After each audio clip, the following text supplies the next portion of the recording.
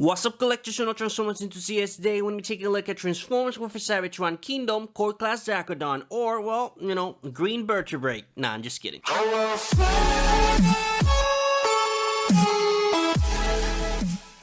Taking a really quick look at the packaging, we get an Transformers logo on the side, Kingdom on the bottom, Dracodon on the other side. We get a gorgeous display of the figure itself, as well as a nice image of him on the background. You can see that he is on his beast mode, and you can also see the Decepticon ship crash landing on that mountain right there. And this is super funny because this is not only a repaint, the box itself is a repaint. You can see that, they didn't bother to change the image at all. It's exactly the same as Vertebreak. But, other than that, that's pretty much it for the front of the packaging. On the back, we got the Robo mode and the beast mode. As far as 14 steps you need to transform it, but other than that, that's pretty much it for the whole thing. So without further ado, let's get into it. And here we have Transformers with a Cybertron Kingdom Core Class Dracodon in hand and all the packaging. And I'm gonna be really honest with you guys, this is a pass for me. I was not gonna pick this guy at all, and I didn't. This is a friend of mine that hooked me out with the figure just because of the review, and just I don't like it at all. I don't like the color. I don't know. I don't like even the figure exists. This could have been legit any core class, any Autobot, Decepticon, Predacon, Maximal, legit any figure will do. Maybe Thundercracker, Skyward, repaints of Starscream, but just we got this guy, and I'm gonna be trying to be objective. I'm not gonna be transforming him or showing the articulation because you already know what this guy can offer by now. I'm just gonna do a couple of B-rolls and show you the paint distribution and all that good stuff. So let's just go ahead and get into it. For the weapon that he brings, of course, is his tail, and nothing special about this one. You can see that it's just green all over the place, no color distribution or anything. And well, to be fair, Vertebreak is pretty much exactly the same. You can see that, for Vertebreak, we got just blackish color all over the place, and it's glossy, both of them are. And well, for the sculpted in detail, it's not that bad on both of them. And well, that's pretty much it for the whole thing. Honestly, there's not much to say about them. Moving into the figure itself, you can see that, well, for the color distribution, most of it is green, but to be fair, it has some color on the chest and on the face skull. Let me go ahead and zoom in so you can appreciate that. And it makes the sculpted in detail pop a little bit more. I love the gold edge that he has on the chest, as well as the red Maximal logo. It looks fantastic. And for the face skull, you can see that he's rocking, the blue eyes with the goldish brownish color as well, and well, some green there as well. And for the tip cells, it's rocking a little bit of gold as well as in the back. But other than that, the whole majority of the figure is pretty much green all over the place, giving you a 360 reach. So you can appreciate that. You can see that, well, pretty much everything is green, but to be fair, Vertebreak was exactly the same. And on the chest area, I think this figure is superior.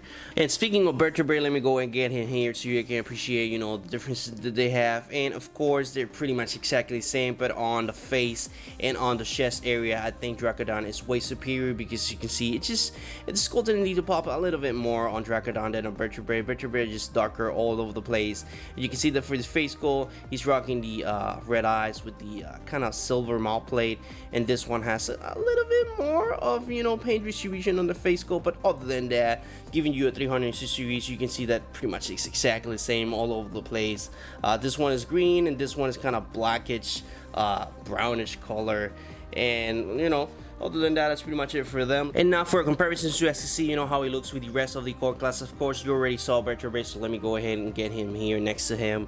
And next up, we got Rat-Trap, and as you can see, they look amazing. They scale really well with each other. Sculpted in detail on each individual figure is off the charge. And again, in my opinion, this one is just the weakest link of them all. And getting the rest of the core class here, we will have Megatron, Starscream, Optimus, and of course, Soundwave. In my opinion, Soundwave is the best of them all, but Dracodon is the worst of them all. So in the same way, we got the best in the worst of the core class. So it's just, I don't know what to say. This is just the weakest link. You can see that everyone looks amazing, but this one, it's just, I don't know, it's just a waste of space. They couldn't done Thundercracker, Skyward, Sound Blaster. They couldn't done legit any figure, maybe another Autobot that, well, we got only one Autobot on the entire core class line for now, but we got this guy. And now for the beast mode, you can see that green translates really well into the beast mode itself. Unfortunately, my favorite spot now disappeared. You can see that he has no Maximal logos on the beast mode, as well as the chest that was gold is now green, and that was my favorite spot. So it makes me feel that the Roll mode is my favorite of the two of them. But you can see that the gold translates placed into the face of the beast mode, as well as the you know, the feet. And other than that, that's pretty much it. The entire thing is exactly the same as Vertebreak.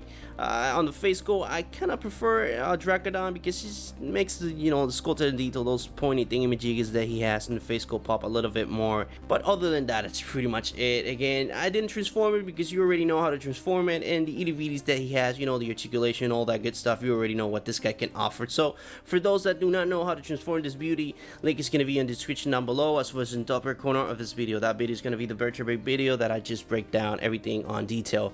And speaking of Vertebreak, for the comparisons, you guys see, you know, how they look exactly the same, and just no differences whatsoever. Just this is green and this is dark, and on the face sculpt, Dracodon is a little bit more superior than Vertebreak because it makes the sculpt and detail pop a little bit more than Dracodon. You can see the Dracodon, it's all over the place. You just cannot appreciate those spikes that he has on the face sculpt.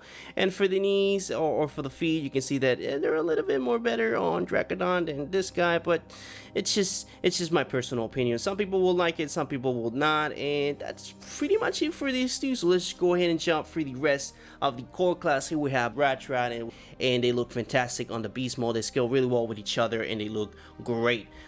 Moving on to Megatron here. Let me see if I can fit them all in on one shot. Let me kind of zoom out just a little bit so I can put some more core classes here. Let me see if I can fit them all. So here we have Starscream, so you guys to see, you know, how they look. Let me go ahead and put it kind of on the background. Optimus Prime on the background as well, and the one and only Soundwave. Let me see if I can go ahead and recreate kind of like a photo here. And as you can see, they look fantastic. They look really good, and it's sad that the core class line was just so great until Dracodon, because, you know, it started with Optimus, Rattrap, and Vertebreak. That was a 10 out of 10, you know, line, and then they you know, shrink it to 2 figures, you know, Starscream and Megatron, and last but not least, Soundwave and Dracodon, and all of them were great. But this guy, I know, man, legit any figure would be better, legit any repaint. And if the only options that they had was just to do a repaint, then where are my Thundercracker and my Skywarps, you know, or my Sound Blasters? I don't know, I just don't get it.